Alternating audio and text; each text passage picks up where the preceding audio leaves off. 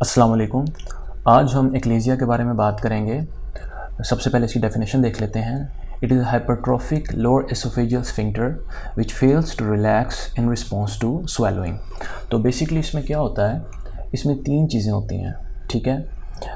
Number 1, failure of lower oesophageal sphincter to relax. ये जो lower oesophageal sphincter है ये रिलैक्स नहीं होता। पेरिस्टालसिस, ठीक है, इसमें पेरिस्टालसिस नहीं होती। और increase resting tone of lower oesophageal sphincter. So जो लोअर एसोफेजियल स्फिंक्टर है इसकी रेस्टिंग टोन ज़्यादा हो जाती है, जिसकी वजह से ये रिलैक्स नहीं करता और फूड बोलस जो है वो आगे नहीं जाता। उसके बाद इसकी पैथोफिजियोलॉजी देख लेते हैं। पैथोफिजियोलॉजी में it is due to degeneration of inhibitory neurons in the myenteric plexus. So ये एक मायंटरिक प्लेक्सस होता है, ठीक है। अब इसमें इनहिबिटरी न्यूरॉन्स की डिजनरेशन की वजह से ये क्यों होता है, उसमें हमने देखना है कि इनहिबिटरी न्यूरॉन्स जो हैं दे कंटेन नाइट्रिक ऑक्साइड, ठीक है। सो इनहिबिटरी न्यूरॉन्स में नाइट्रिक ऑक्साइड होता है and the loss of nitric oxide causes incomplete relaxation of lower esophageal sphincter, ठीक है। सो नाइट्रिक ऑक्साइड की वजह से relaxation of lower oesophageal sphincter होती है। So loss of nitric oxide causes incomplete relaxation of lower oesophageal sphincter. एक MCQ point है, ये आपको आना चाहिए, ठीक है। उसके बाद हम इसके क्लिनिकल फीचर्स देख लेते हैं। क्लिनिकल फीचर्स में हमारे पास सबसे पहले डिस्फेजिया होता है। इसमें dysphagia for solids and liquids, ठीक है, ये सबसे इम्पोर्टेंट इसका डायग्नोस्टिक पॉइंट भी है, ठीक है। उसके बाद इसमें वेट लॉस होता है और नॉक्टर्नल कफ होती है और चेस्ट पेन होती है, ठीक है।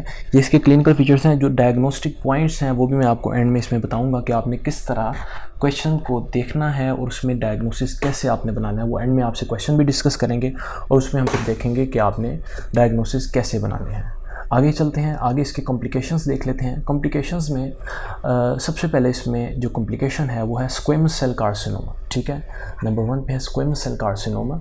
नंबर 2 पे है एस्पिरेशन निमोनिया, ठीक है। एस्पिरेशन निमोनिया कैसे होगा कि जब रिगर्जिटेशन होगी, फूड बाहर आएगा तो उसकी वजह से एस्पिरेशन हो सकती है और जो फूड कंटेंट्स हैं वो लंग्स के अंदर जा सकते हैं, उसकी वजह से एस्पिरेशन निमोनिया हो सकता है, ठीक है।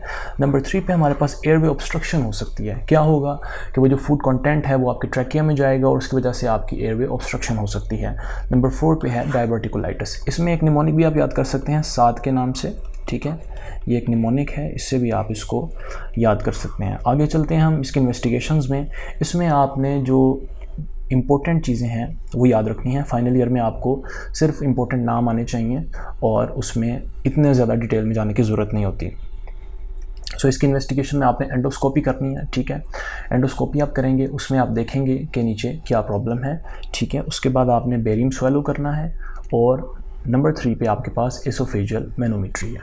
बेरियम स्वेलो जब आप करेंगे तो उसमें आपको बर्ड बीक साइन नज़र आता है। ये एक इसका बहुत इंपॉर्टेंट डायग्नोस्टिक पॉइंट है, ठीक है।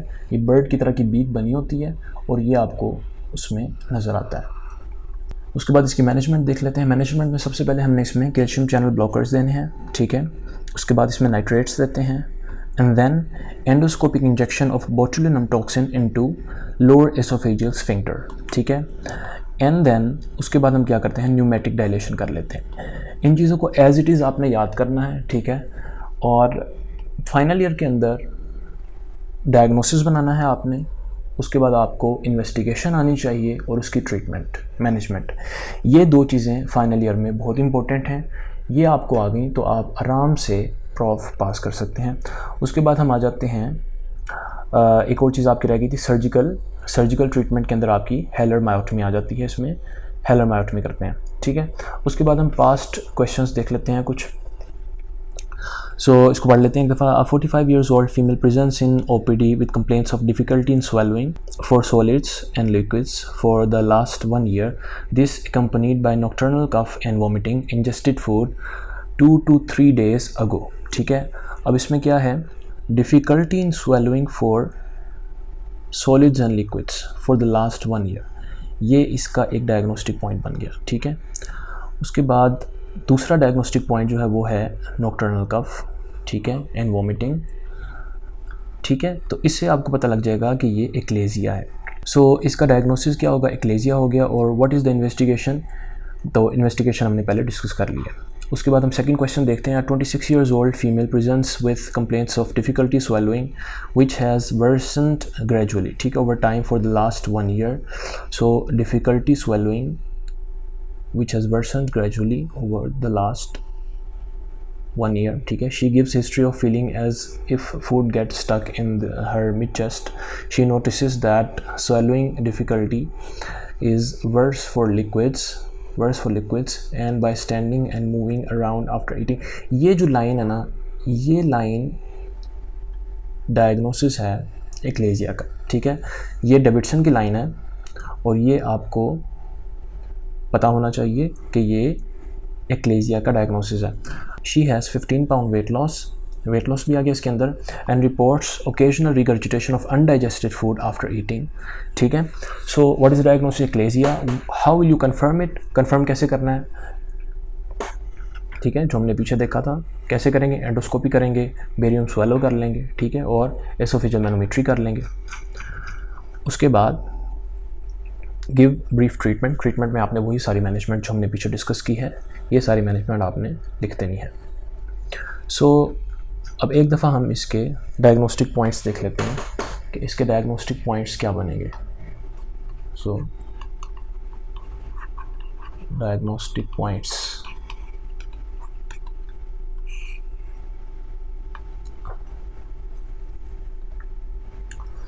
सो डायग्नोस्टिक पॉइंट नंबर 1, सबसे इंपॉर्टेंट डायग्नोस्टिक पॉइंट, एक्लेजिया में हार्टबर्न नहीं होता, नो हार्टबर्न, ठीक है. एक्लेजिया में हार्टबर्न कभी नहीं होता, नो हार्टबर्न. उसके बाद दूसरा डायग्नोस्टिक पॉइंट होगा dysphagia for solids and liquids, ठीक है, dysphagia for solids and liquids. And number 3 weight loss. उसके अलावा क्या होगा, नोक्टर्नल कफ होगी और वोमिटिंग इंजेस्टेड फूड.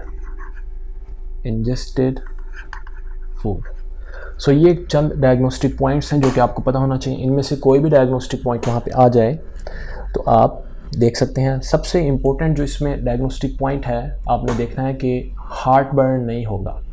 अगर हार्ट बर्न आ जाए तो वो गर्ड होगा, वो एक्लेजिया नहीं होगा, ठीक है. उसके बाद दूसरा जो है वो है dysphagia for solids and liquids, ठीक है. तो ये इस तरह आपने डायग्नोसिस बनाना है. आप पास्ट क्वेश्चंस करेंगे, क्वेश्चंस देखेंगे तो आपको डायग्नोसिस बनाना आएगा, ठीक है. सो आज के लिए इतना ही. Thanks for watching.